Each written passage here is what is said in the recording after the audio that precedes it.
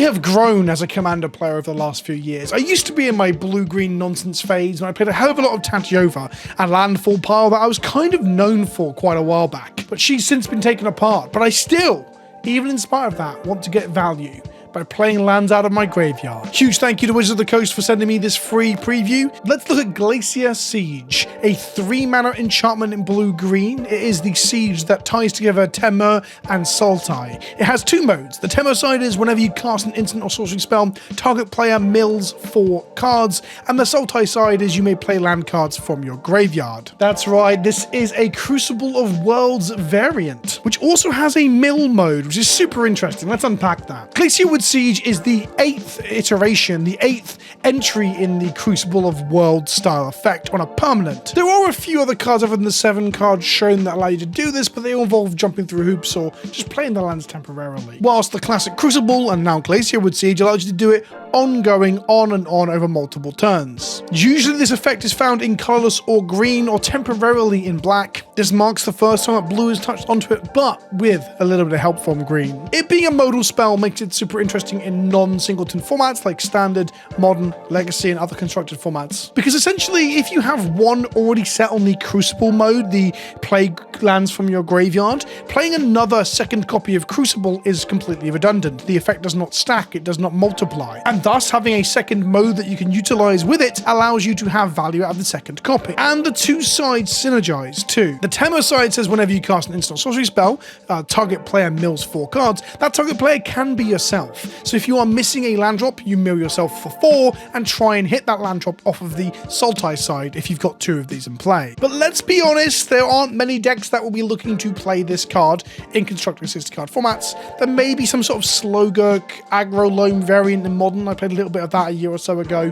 Maybe something like that will crop up again where this might be playable, but even then I don't know if it actually ticks that box or hits the spot. But what happens if you're playing the most popular format in Magic, right? Well, if you're playing Commander, and this is your card, maybe you've already drawn your Crucible or your Ramanap and you draw this, well, you set it to the other mode, you set it to Temur mode, and you start milling. Now, of course, mill is not the best win condition in Commander, but this effect on this particular card is wildly powerful compared to other things of the same nature. I went digging deep for cards that trigger to mill people, where you do an action and get a mill out of it. The obvious ones are Altar of the Brood, wherever a permanent comes into play, it triggers and mills each opponent for 1. Drown Secrets triggers on every blue spell cast to mill a player for 2 cards. And then Sphinx's Tutelage does a milling of 2 whenever you draw a card and it can repeat itself. These are the best instances of this. Usually these effects trigger off of card draw, with only Drown Secrets really triggering off of spells cast. If there's blue spells, in this case it is instants and sorcery, so it will be triggering off of spell slinging, which is weird really, because the kind of decks that want to play a Crucible style effect like this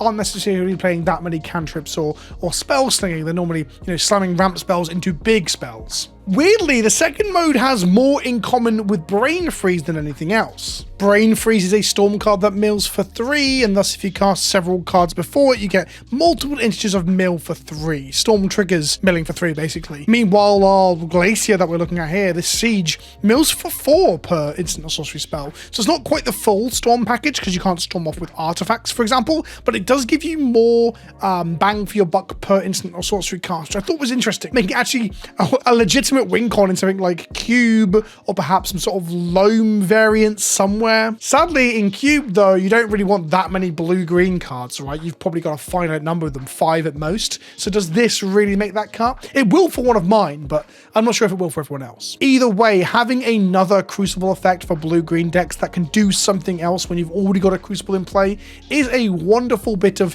new space to move into. A quick editor's note after the fact, the thing I didn't compare these to, of course, was crabs. You got Hedron Crab and Iceberg Cancrix, both of which mill 3 and 2 respectively when you make land drops, which actually makes it play very well with recurring fetch lands out of the graveyard with this, for instance. It just goes to show even more that even with more digging and sense checking on my Discord, I couldn't find something that triggers to make someone mill for 4. It's quite a big number. It's not broken, it's not busted, but it's pretty fun. It does 2 very fun things. Frustratingly, my 2 mill decks in Commander right now, that's right, I do play mill in Commander because I enjoy a challenge, are Black, Blue, and Jund. I don't have a blue-green mill deck. Maybe that needs to change now. Thank you to Wizards of the Coast for giving me a free preview, and a pretty cool one too.